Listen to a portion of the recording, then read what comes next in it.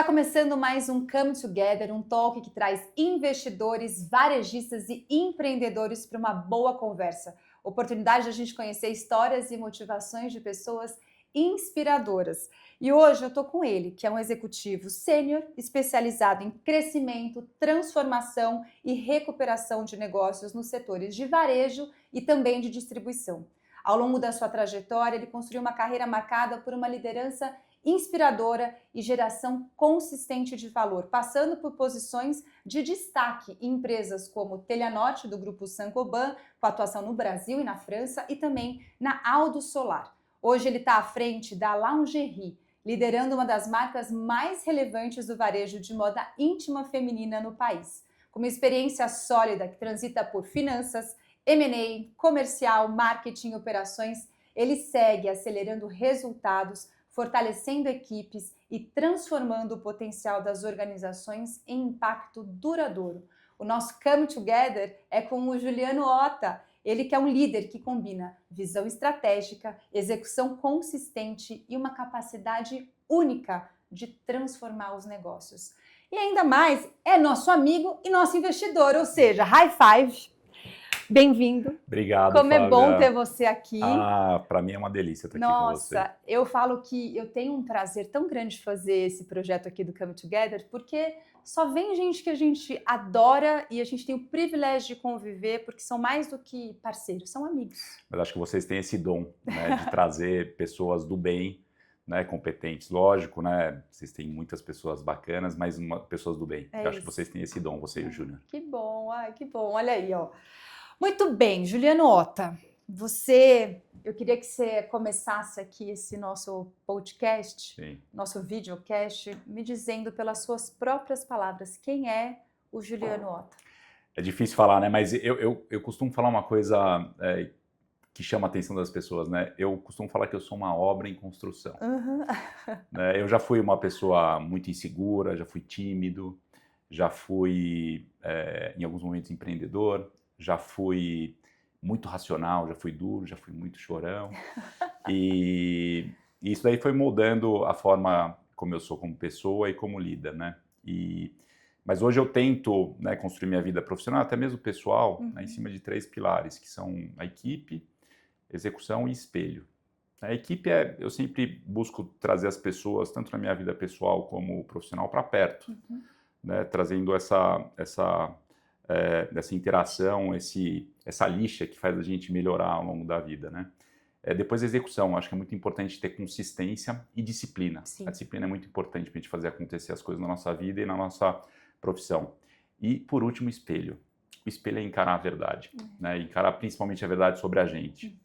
Se tem uma coisa pessoal que me marca muito, é que eu sou alguém que questiona muito, principalmente a mim mesmo. Eu acho que eu não sou muito diferente de pessoas que tiveram uma carreira boa, né? Principalmente empreendedores, mas eu vejo que eu estou sempre ali olhando assim, o que eu posso melhorar, o que eu posso mudar, o que eu estou me tornando principalmente. Né? E como que eu posso ver as coisas de forma diferente, o que eu não estou enxergando. Né? Então eu vejo que hoje eu sou muito mais uma pessoa em construção do que uma pessoa pronta. Eu não me vejo como um líder pronto. E isso, de certa forma, traz um rejuvenescimento. Eu estava falando para você que completei 50 anos, mas eu vejo que eu tenho 50 anos pela frente porque eu vejo que eu não sou uma pessoa pronta. Eu não sou um líder pronto de verdade. E no final das contas, eu vejo a liderança muito nisso, né? As pessoas falam, pô, eu quero ser líder, né? Eu quero chegar num cargo, eu quero chegar numa posição. Mas eu vejo que as boas pessoas, que são os bons líderes, são aquelas pessoas que estão sempre evoluindo. Né? Então eu vejo que a liderança é um processo contínuo de evolução. Muito legal.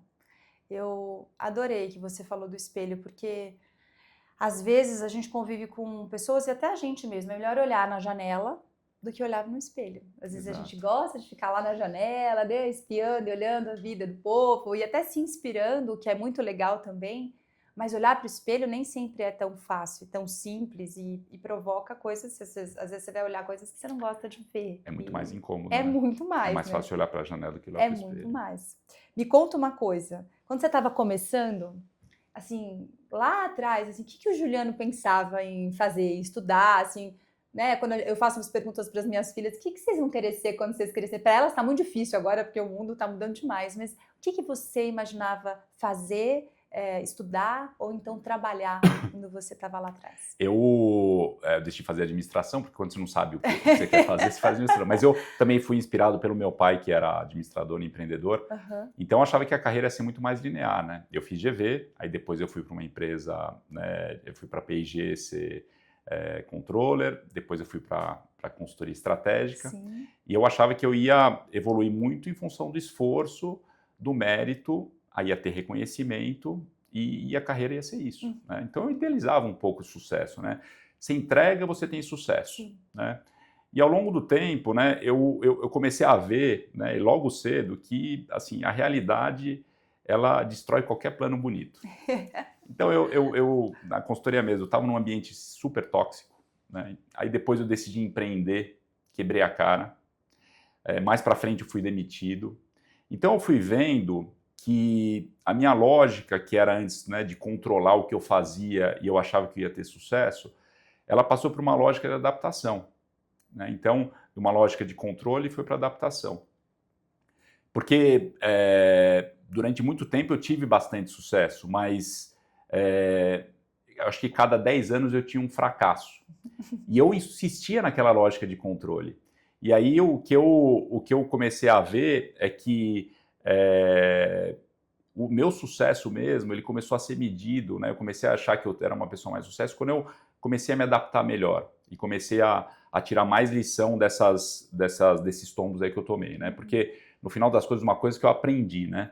É que em algum momento a gente vai cair, né? E eu achava em muitos momentos da minha carreira que eu não ia cair. Eu tive uma demissão há 3 anos atrás, né? Isso me fez pensar muito e na verdade, a conclusão que eu tirei é assim, a gente vai cair, e só importa mesmo como que você vai se levantar. Sim. E também nesse caminho aí, quem que você vai ajudar a levantar também, sim, né? Então esse é então mudou bastante essa visão, né? Ficou menos romântica. Pois é, mais realista. Mais realista. Te forja e te tira espreme o suco que nem você sabia que tinha. Exatamente. Que eu acho que esse é o legal da vida. Se verdade. A vida fosse só ficar ali na tranquilidade, né? Quem nós seríamos? Acho que a gente seria muito a gente se constrói nessas situações de crise, né? Exato. E o varejo, como é que entra? Porque aí você foi P&G, depois empreendeu, e aí como é que entra varejo na sua vida? Ele, na verdade, eu falo que o varejo me encontrou, eu não encontrei o varejo, porque eu não procurei trabalhar no varejo, né? Quando eu fui fazer o mestrado na França, eu fui contratado pela Saint-Gobain, e aí o varejo me encontrou dentro da Saint-Gobain. Eu fui contratado para fazer projeto de aquisição e integração de empresa na Espanha. Nossa, eu estava na França. Não tinha nada a ver, assim, bom, pelo menos não com o varejo em si. Né? Aí logo eu fui fazer projetos também para o varejo. E aí eu comecei a entrar na operação. Então ele me encontrou lá em 2000, foi em 2001 isso, e logo eu tive um choque. Porque eu estava vindo apesar de né, ter tido uma empresa, eu estava vindo de um contexto um pouco mais estratégico, né? De consultoria de estratégia, de finanças, e eu tive um choque de realidade. Isso no final mudou muito esse papo que a gente está tendo, né? Eu tive um choque, e o maior choque que eu tive foi de ver que as coisas se decidiam muito lá em cima, mas o sucesso não acontecia na diretoria, na sede, acontecia na ponta. E esse é o grande barato do varejo, né? Um programa que me marcou muito foi um programa que chamava lá na Saint-Gobain 1000 Primeiras Linhas. A Puanpei, que era a maior empresa de varejo, tinha mais de 1000 lojas na França, ou seja, uma empresa muito grande. E eles tinham um programa na Euro Disney, eles fechavam a Euro Disney durante um dia e traziam 1000 primeiras pessoas, as 1000 pessoas que estão mais ali na linha de frente, que são reconhecidas pelos clientes, para um dia de diversão, de reconhecimento, de team building ali na Euro Disney. E aquilo me chamou a atenção demais, porque vem de uma noção de guerra da França. Porque as 1000 primeiras linhas vêm lá dos campos de batalha, em que as primeiras pessoas ali na frente, que definem realmente o sucesso de que você vai ganhar uma guerra ou outra, sim, né? Sim. Hoje em dia é diferente, tem o drone, não sei o que lá, mas antigamente era só pessoas da frente. Galera, vambora, o exército tem a parte da frente, é o vanguarda, né? É a vanguarda. E aí ficou muito claro para mim que quem sustenta a empresa de fato é quem está na base, não quem está no topo. Então, a gente que está no topo é sustentado por quem está na base. Isso me condicionou a sempre estar perto da ponta, e isso eu trago até hoje, né? Então, foi uma grande lição para mim, E tem uma outra coisa muito importante, né? Num país como o Brasil, em que a gente tem uma condição privilegiada, a gente pode viver a nossa vida inteira numa bolha. Sim. E o varejo ensina muito sobre a vida. Então, eu mesmo como presidente de uma empresa, eu tenho contato todo dia com a realidade da maioria das pessoas ali, que são as pessoas que estão em loja. Então, para mim, é uma escola de vida o varejo. E é por isso que eu gosto tanto também desse setor. Nossa. O Edu que fala, ou ame ou odeie, porque assim, o varejo é um negócio que ou ele pica você e você fica alucinado, porque é onde tudo impacta no fim do dia, é onde emprega a maior parte das pessoas no país, ele é responsável por mais de 1/4 do PIB do país. Se a política ou a economia acontece qualquer coisa, onde vai afetar primeiro? No varejo. Então, assim, é um setor que não dá para você fingir que ele não está ali, sabe? Então, Está presente na nossa vida. maravilhoso. Você passou quase 2 décadas na Saint-Gobain, e acho que acompanhando muito essa evolução, na época na Telha Norte, você foi para lá e o varejo de construção. E aí eu queria que você me dissesse assim, quais que foram, porque foi muito tempo, né? Muito E tempo. nesse 20 anos, meu Deus, é muita coisa. E eu queria saber quais foram as principais evoluções que você acompanhando esse período que você estava lá. Foram 20 anos de Saint-Gobain, 17 anos no varejo. 3 Nossa. anos eu fui da divisão de plásticos industriais, né, que eu fui CEO aqui no Brasil, mas foram 17 anos de varejo. Então eu acompanhei bastante evolução na França e no Brasil. Sim. Né, e o que eu pude notar, né, no varejo de construção é que é um setor que evoluiu muito. Então, e eu vi bastante isso, né? Um setor que era muito pouco eficiente, virou cada vez mais eficiente, então começou a comprar melhor, estocar melhor, vender melhor. Né?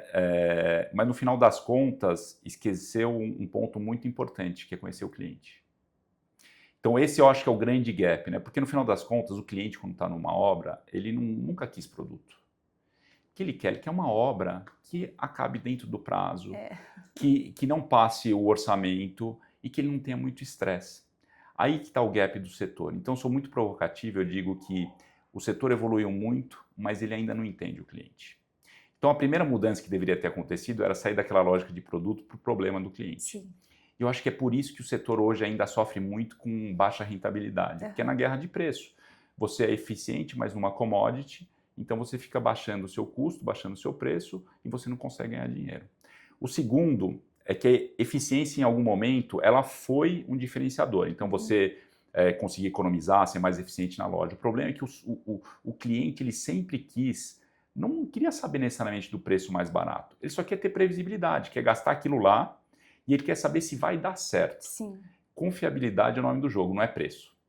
E o último, eu acho que é mais provocador, porque o varejo de materiais de construção se enxerga ainda como varejo, que só compra produto. Mas ele deveria ser um orquestrador, assim, um facilitador da jornada. Sim. Porque a obra, o produto é uma parte só. Você tem serviço, você tem crédito, você tem diversos outros apoios durante a obra que o varejista não está tocando. Sim. Então, enquanto ele estiver olhando só para produto e continuar essa lógica e não olhar para o setor é muito autocentrado, fala só de margem, fornecedor e tal. Mas eu estou para ver um setor que fala pouco do problema do cliente real. Qual o problema do cliente numa obra? É poeira, é o pedreiro que não vai, é frustração, é briga em casa, é o orçamento que passa, é você não ter dinheiro para acabar a obra. E o setor não fala disso. Enquanto tiver esse gap, não vai ter diferenciação. Agora, quem conseguir entender melhor o setor vai conseguir. Vai conseguir. É uma ótima perspectiva, um ângulo que talvez ninguém quis olhar ainda com mais afinco, né? Porque vai mexer em muitas coisas também e orquestrar muitas, como você falou, imagina, você começa com um projeto que depois vai para o empreiteiro, que aí tenha o produto, de fato, ele é a última coisa, e aí que você está no fim, assim, olha, eu só queria gastar o que eu tinha previsto, e as histórias são sempre as mesmas, né? Sempre as mesmas. E é incrível como isso não penetra o setor, né? Quando eu estava na Telha Norte, né, em 2018, a gente decidiu fazer uma transformação da empresa. Porque eu já enxergava isso, eu tinha muita experiência, e eu falei, olha, a gente vai mudar o propósito da empresa, a gente vai fazer um reposicionamento da marca, mas eu não quero aquela coisa blá, blá, blá, temos a melhor solução, não sei o que lá. Eu mudei o propósito da Telha Norte para facilitar a obra, para aumentar o prazer do cliente durante toda a jornada da obra. Então, o nosso propósito, a nossa razão de existir virou facilitar a obra. Sim. Não era vender material de construção, era facilitar a obra. Então a gente começou a oferecer mais serviço, nas lojas a gente começou a oferecer aqueles designs das obras para ser mais bem executado, a gente começou a fazer parceria com startups, inclusive aqui do Cubo, para melhorar na execução, no planejamento da obra. Então a gente mudou para tentar sair dessa lógica, mas a resistência é tão grande que até hoje a gente não conseguiu chegar lá. Que loucura. Bom, então tem mato alto para... Tem mato altíssimo. É ótimo, enquanto tem mato alto, tem tecnologia, tem dinheiro na mesa. Tem dinheiro, então tem oportunidade, que eu acho que aí tem muita coisa. Uma outra coisa que eu queria te perguntar, e eu vejo muito isso em você é um cara muito humano, né?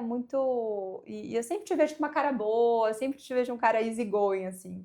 E você já comentou em outros podcasts, enfim, que um CEO também precisa ser um Chief Emotion Officer. E aí, mas como é que vai ser isso numa empresa que nem varejo, que assim, meu bem, você tem que entregar resultado, margem apertada e, né, assim, como é que equilibra essa sensibilidade emocional com essa cobrança por uma alta performance? Quando eu fiz esse post, gerou um monte de polêmica. Então. Assim, pô, que história é essa?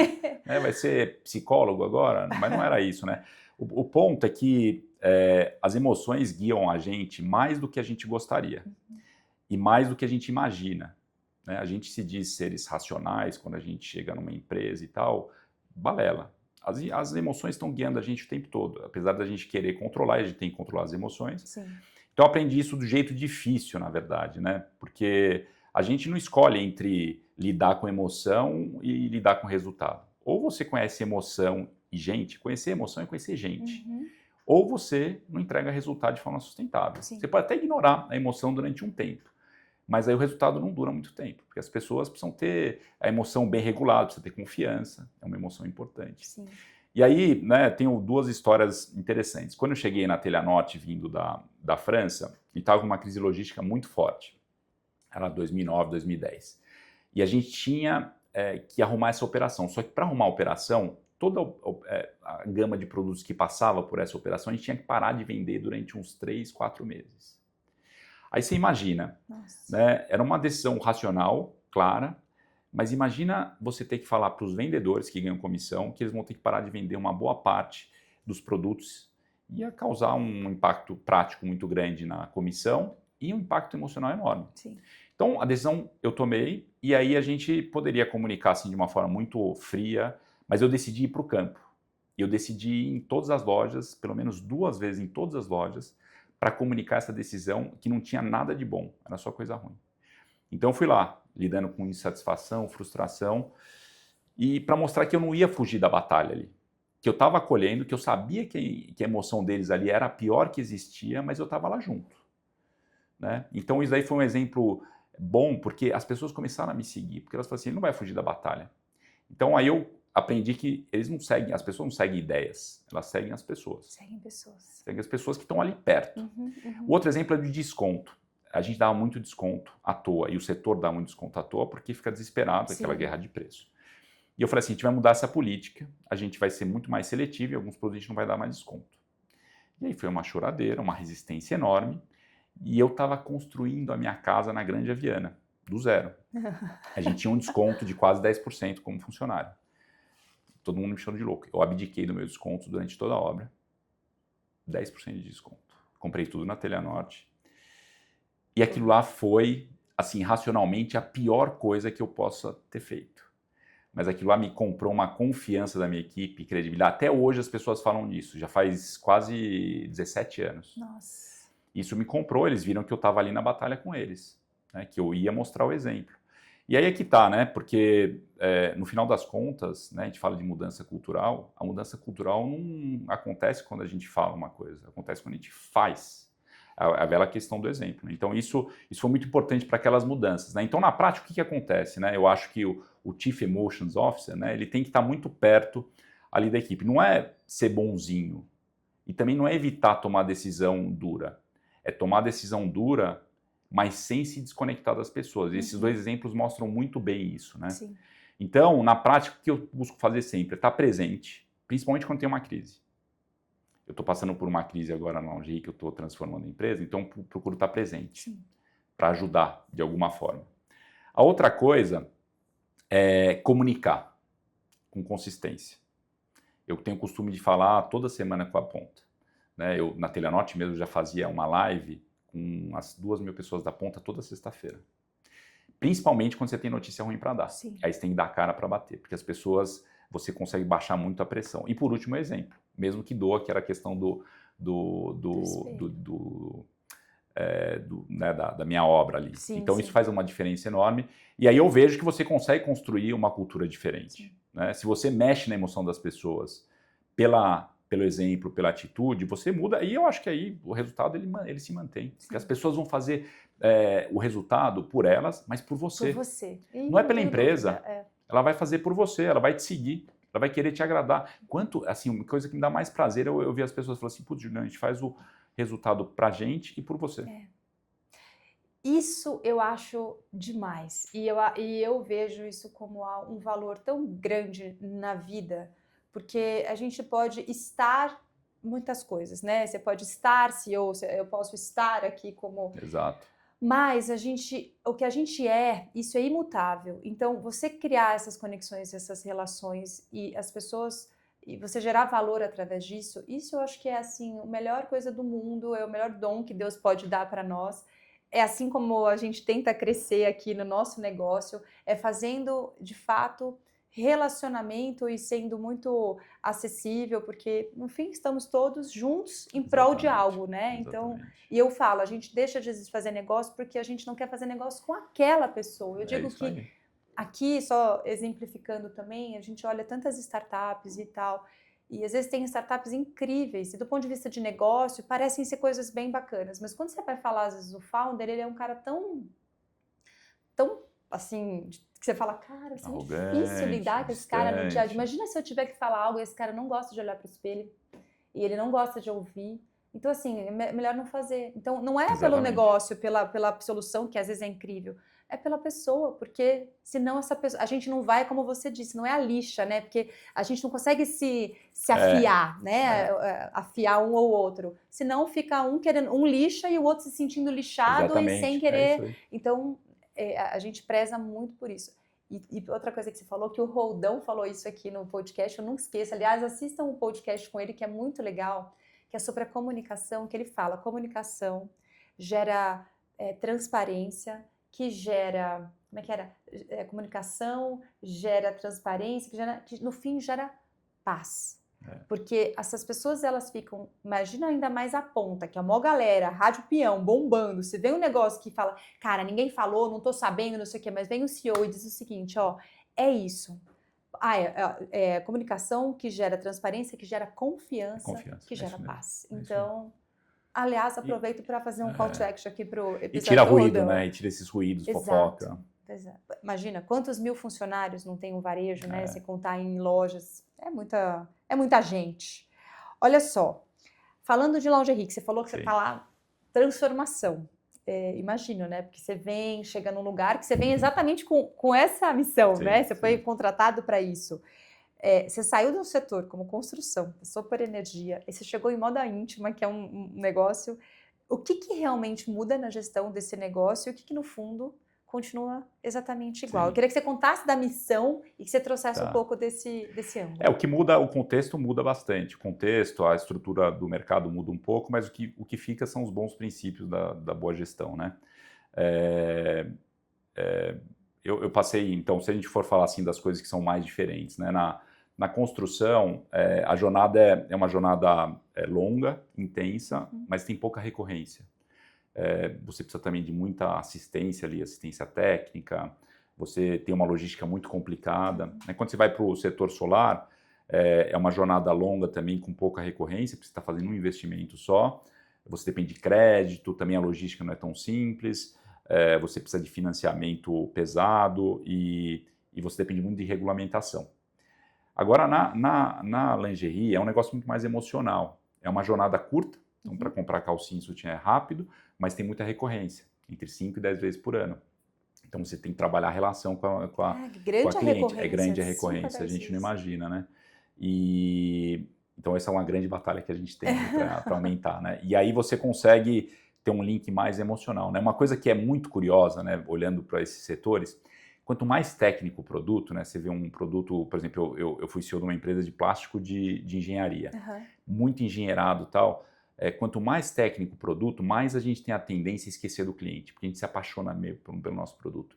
E a gente fica tão ligado, a gente gastou tanto tempo com aquele produto que a gente esquece um pouco do cliente, porque fala assim, putz, o cliente pedir alguma coisa diferente vai estragar o meu negócio. Quando o negócio é emocional, como é o negócio que eu estou agora, a tendência é que a gente esquece um pouco a disciplina.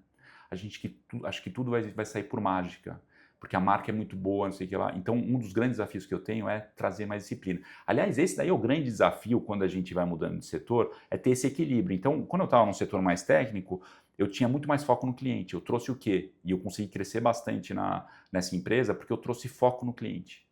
Eu não era um cara muito técnico e eu sabia que tinha que trazer isso. Agora, na lingerie, tem esse lado emocional que eu vou manter, mas eu estou trazendo a disciplina de execução, que é uma coisa que faltava. Então, esse é o equilíbrio importante. Uma coisa que é comum nesses todos os setores que eu passei é a venda assistida. E ali a gente está ajudando o cliente a resolver um problema humano, não vender produto. Então, na questão da Telenote, está tentando resolver a obra. Na energia solar, tentando resolver o investimento. Aqui, na lingerie, é tentar resolver uma questão de autoestima, de se sentir melhor. Né? E aí o que eu acho que fica sempre claro nos negócios que eu passei. Assim, você precisa ter sempre clareza na proposta de valor. Ter algo especial. Né? Porque se você não tem algo especial que é enxergado pelo cliente, você vai brigar por preço. E no final a gente não pode esquecer uma coisa. Por que o cliente compra alguma coisa de você? Porque naquele momento você ofereceu alguma coisa diferente. As empresas esquecem isso. Tem que sempre olhar isso. O segundo ponto é a execução. Não adianta eu ter a melhor estratégia, ela acaba no momento que o seu vendedor para tomar a sua cliente. Então é fundamental, assim não tem coisa mais importante. E cultura e gente, né? Porque se você não tem uma cultura forte, você vai ter resultado durante um trimestre, um semestre, e depois vai para o saco, né? No final das contas, gestão é gestão, gente é gente. E eu acho que o que é muito importante sempre é a gente tem que executar bem, né? Para o cliente sentir realmente a boa ideia sendo executada. Pois é, no fim do dia tudo faz um monte de coisa, chega lá o que você falou, você tem que uma executar má bem. experiência, você vai embora e diz, bom, você jogou fora tudo, Exato, tudo, literalmente tudo. Exato. E ainda mais para esse mercado que é uma venda super consultiva, né? Uma coisa muito, você 100%. ou é uma ocasião, ou é um presente, ou é alguma coisa que você quer, enfim. Então, muito bem, eu já sei que você tem um hábito, né? Que é assim, você gosta, inclusive eu gosto de acompanhar lá Juliano Otta, mas eu queria saber se, além do surf, você tem alguma coisa que te ajuda assim, a oxigenar, porque esse dia a dia é tão pressionado, né? E com tantas coisas, aonde você joga toda essa outra parte para poder voltar tranquilo e operar e executar esse varejo? Tem dois hobbies. Bom, uma coisa que tem me ajudado muito é a minha terceira filha agora, né? A Bibi. Gente, Né? coisa mais linda. Então isso daí tem sido realmente um lugar de... Quanto tempo ela tá? Ela vai fazer 2 anos. Nossa, como tá falando tudo, passa rápido. Meu Deus. E é uma delícia. Muito. Tenho 2 filhos maiores, também é uma delícia, mas é diferente, né? E eu tenho talvez dois hábitos que estão muito ligados. O surf, em primeiro lugar. O surf eu adoro surfar, e mais agora com né, com a gente ficou sócio da piscina de onda. É muito legal, mas o surf, eu não sei se você sabe, mas o surf tem um episódio que teve mais impacto ainda do que o próprio hobby em si. Quando eu tinha 18 anos, eu sofri um acidente grave com surf. E eu perdi a visão de um olho. Eu não sabia. Do meu olho direito, eu não enxergo do meu olho direito. E foi um acidente de surf. Eu surfo desde os 11 anos. É o meu esporte favorito desde então. E eu sofri um acidente, a minha própria prancha, o bico bateu na minha prancha. E eu, assim, eu tive um acidente muito grave. Eu perdi a visão. Aí eu fiquei em isolamento, porque eu tive que, durante 6 meses, tratar do olho. E me trouxe muita insegurança, muitos questionamentos. Putz, eu falava assim, será que eu vou ficar deformado? Será que eu não vou enxergar? 18 anos, tinha acabado de entrar na GV, então foi muito difícil para mim. E aí que entra o segundo hábito, a segunda prática que me ajuda muito, que é a terapia. E foi ali que eu consegui, primeiro, tirar muitas coisas debaixo do tapete, porque eu não costumava refletir muito sobre mim. E foi aí que apareceu essa característica que eu uso muito, que é a questão do espelho. Foi ali que eu comecei a olhar no espelho de verdade. Então, mudar o padrão como eu me enxergava, mudar a forma como eu achava que as pessoas me enxergavam. E a partir dali, eu consegui me reconstruindo aos poucos, né? E me enxergando de uma outra forma. Então, até hoje eu faço terapia. E o que é engraçado nesses dois esses dois hábitos aqui, eles me ensinaram que eu não consigo controlar tudo. O surf, a gente não controla o mar. Hoje, com as piscinas, a gente controla as ondas. Hoje Você tá sabe bem a onda que vem toda administrado, igualzinho. Mas no mar você não controla. E na terapia é igual, porque você não controla o que está acontecendo em volta. Você não controla muitas vezes o que está dentro de você. Né? Às vezes você tem uma depressão que é uma coisa que você não controla, a não ser tomando remédio. Só que ensinam, as duas coisas ensinam a você a reagir melhor. Uma coisa que você pode fazer é reagir melhor. Você não controla, mas você reage. E nos negócios é a mesma coisa, né? Você não controla o mercado, você não controla se o Lula vai ser reeleito ou não, você não controla a guerra, mas tem uma coisa que você consegue fazer é controlar a sua reação. Exato. E ver o que você vai fazer de melhor. Então eu tenho praticado essas duas coisas bastante e principalmente isso, né? Como eu consigo sair daquela lógica que falei para você no começo, né? De controle para adaptação. E até hoje, né? Mesmo eu com 50 anos, é difícil, né? É difícil. A gente vira e mexe está voltando para essa lógica de que eu controlo e controlo. E como Deus tem uma presença cada vez maior em mim, né? Aí, né? Que realmente vai por água abaixo essa teoria do controle, porque a gente não controla nada realmente. Nada. Nossa, gente, que especial isso, né? Ai, eu choro, gente, que eu não aguento. Você tem razão. E eu acho que tem coisas que, por que aconteceu isso com você, né? Acho que os questionamentos, eles são muito legítimos, né? Tipo, você tá fazendo esporte, de repente vem e acontece um acidente naquilo que você mais amava fazer, naquilo que é o teu hobby, o teu esporte, mas talvez se não fosse também por esse acidente ou por essa ocasião na sua vida, você não seria talvez 10% do que você se tornou,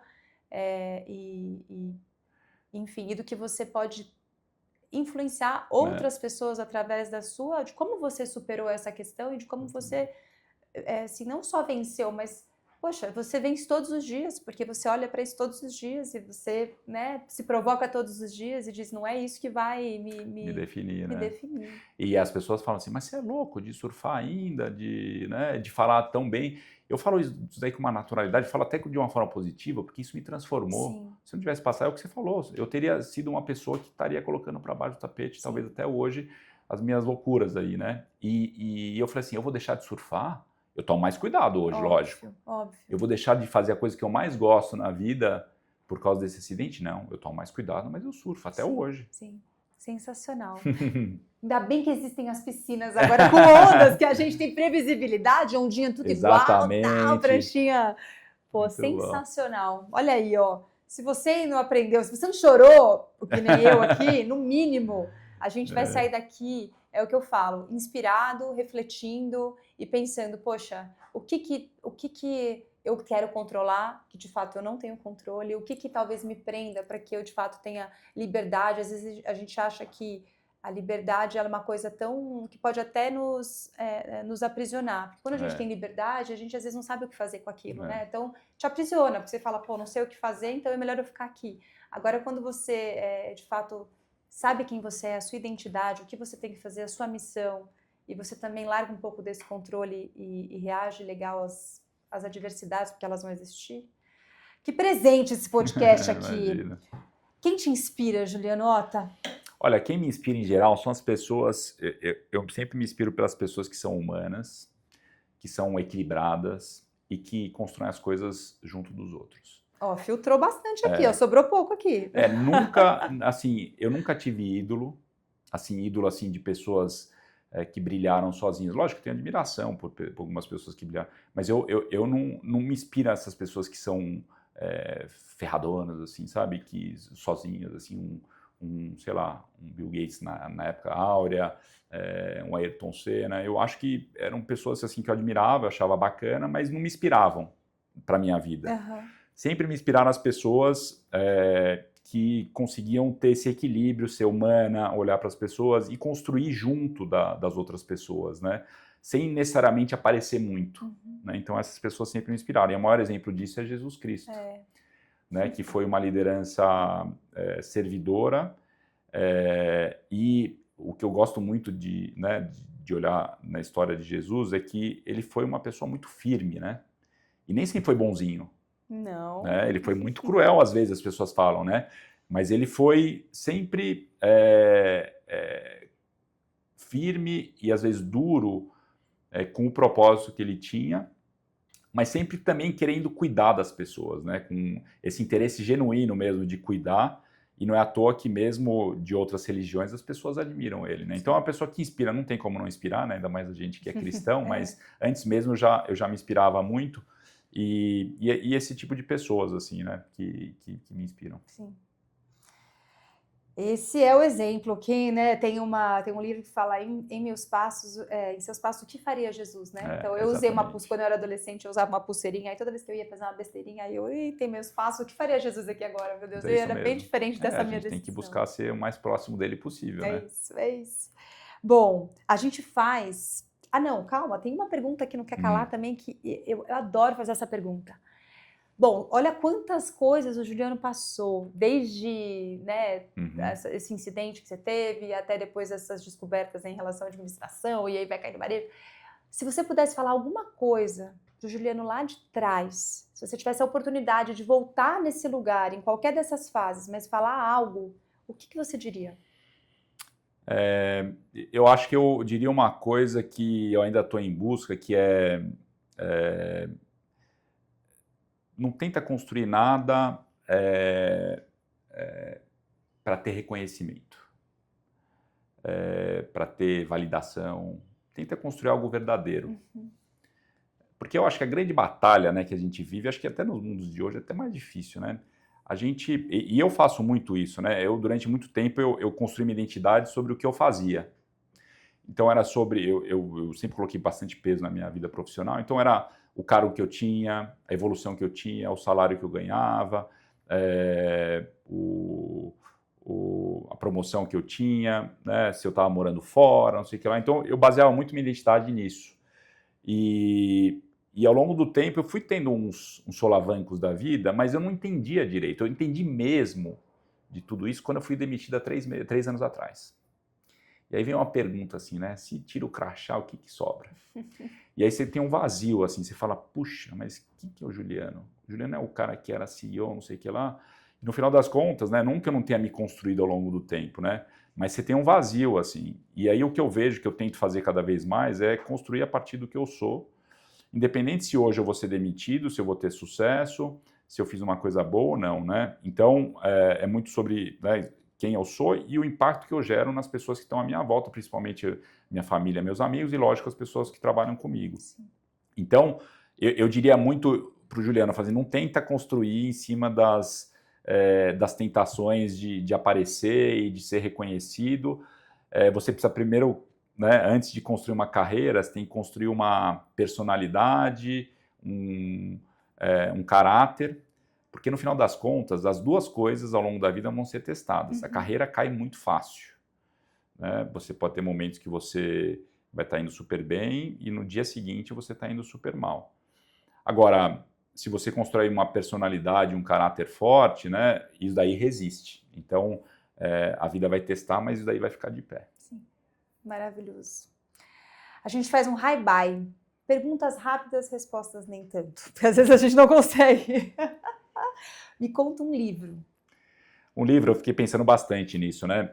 Tem um livro que tem muito a ver com o que eu falei para você hoje, que chama True North, que é do Bill George, né? Eu li esse livro em 2012, quando estava fazendo um curso em Harvard, eu tive aula com ele. Que é um livro, não é um livro melhor escrito que existe, mas todos os princípios e a ideia dele é uma das coisas que eu mais gostei de ler até hoje. Que ele fala de como você ser líder a partir do que você é e não a partir de um personagem. Que é uma coisa que eu brigo até hoje. E graças a Deus eu consegui, há 15, 20 anos atrás, me libertar do personagem e hoje eu sou um líder, né, como eu acho que eu devo ser e não como as pessoas dizem, né, que eu devo ser. Então é um livro que marcou bastante, 2012, então acho que para mim foi uma virada, né, desde então. True North.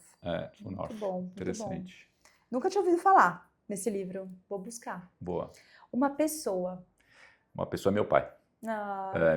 Meu pai, ele tem bem aquele perfil que me inspira, sabe? Meu pai é uma pessoa que sempre construiu muita coisa, ele fala pouco, mas ele é uma pessoa que fala muito mais pelas atitudes. Ele construiu muita coisa ajudando muita gente, né? E o resultado disso é que todo mundo quer ficar perto dele, né? Ele quer ficar perto dele. Ele resume tudo que a gente falou aqui. Resume tudo Ele que é falou.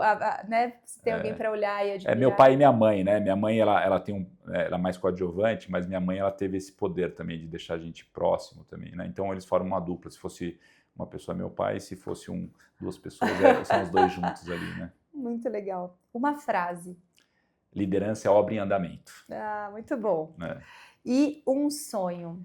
Olha, o sonho, graças a Deus, eu consigo cumprir todos os dias, que é ter minha família saudável, feliz e por perto. Esse é o sonho que eu quero ter pro resto da minha vida. Se eu continuar cumprindo isso, eu vou ser uma pessoa realizada. Muito maravilhoso. Ah, gente, vou te falar, Juliano, Obrigado. assim, eu já sabia que ia ser especial, mas foi muito além daquilo que eu imaginava, porque assim são as coisas, a gente pensa, imagina, mas às vezes as coisas são muito melhores, né? Então, hoje eu só reagi aqui a esse papo tão maravilhoso. Obrigado pela generosidade aí dos comentários, das perguntas. Imagina. Foi muito bom também. Eu tive muito prazer aqui de conversar com você. Muito bem. Você quer deixar uma mensagem aqui, essa câmera toda sua, para você falar? Eu acho que eu já falei o que eu tinha que falar, né? Mas muito obrigado, gente. E um abraço aí para vocês. E muito obrigado pela oportunidade. Obrigada a você. Bom, Obrigado. Você que ficou aqui acompanhando a gente nesse papo tão maravilhoso e tão edificante, eu te convido também a seguir a gente lá no podcast, no Spotify, também no YouTube. Tem muito mais conteúdo de pessoas assim, inspiradoras, que nos motivam pelas histórias verdadeiras e genuínas. Então eu te espero no próximo Come Together.